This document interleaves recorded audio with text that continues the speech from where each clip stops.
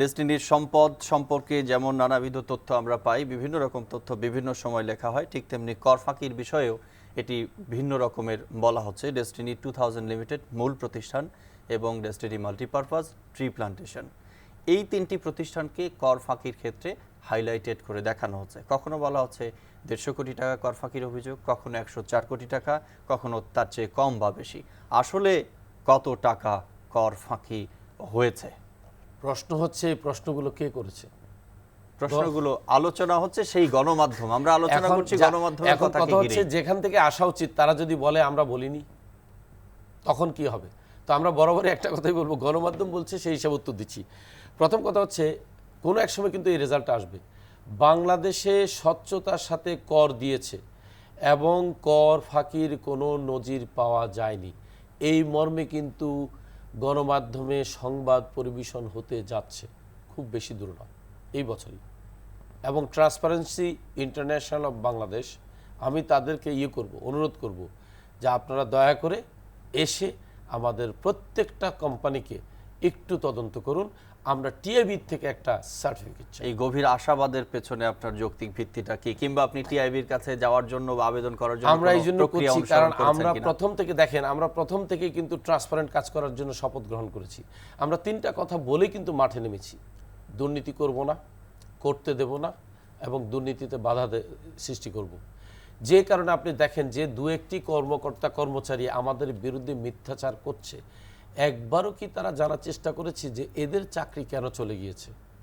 আমি একটি গণমাধ্যমে দেখেছি সর্বস্ব হারিয়ে সোহেল আজ রাস্তায়। সোহেল সর্বস্ব কেন হারালো এটা কিন্তু লেখেনি, কৌশল লিখেছে যে তার বিরুদ্ধে অভিযোগ এসেছে। যখনই দুর্নীতি করা হয়, যখনই অপকর্ম করা হয়, আমরা কিন্তু পানিশমেন্ট দিই, এতেই প্রমাণ করে আমরা প্রথম থেকেই কিন্তু স্বচ্ছ। তারপর আমি বলছি যে টিআইবিকে আমি ওয়েলকাম করব, যে আমি জানি তারা অত্যন্ত নিরপেক্ষভাবে একটা জিনিসের তদন্ত করেন।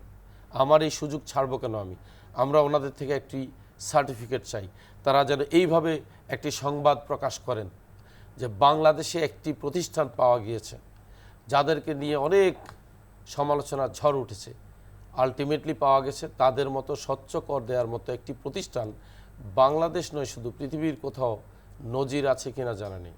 আমরা যেহেতু গণমাধ্যমের আলোচিত বা সমালোচিত ইস্যুগুলো নিয়ে কথা বলছি, এটিও আলোচিত বা সমালোচিত হচ্ছে যে একটি গ্রামে ততক্ষণ পর্যন্ত চুরি হয় না যতক্ষণ পর্যন্ত ওই গ্রামের কোনো এক ব্যক্তি খুঁজিদার হিসেবে চোরকে সহযোগিতা করে। রাইট।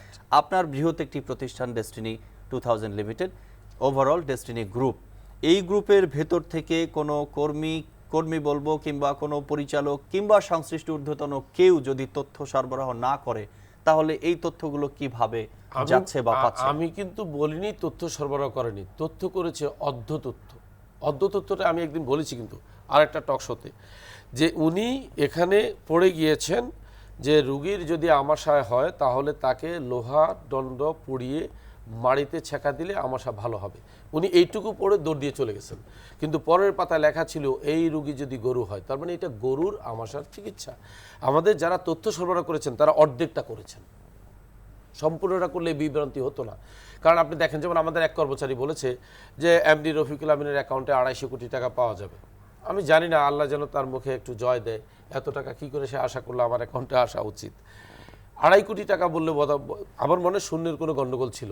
2.5 কোটি টাকা আমার অ্যাকাউন্টে আসতে পারে, 11 বছর ব্যবসা করছি আমি, প্রচুর টাকা আয় করেছি কমিশন, তা না হলে আমি 2.25 কোটি টাকা ইনকাম ট্যাক্স কী করে দিলাম গত বছর।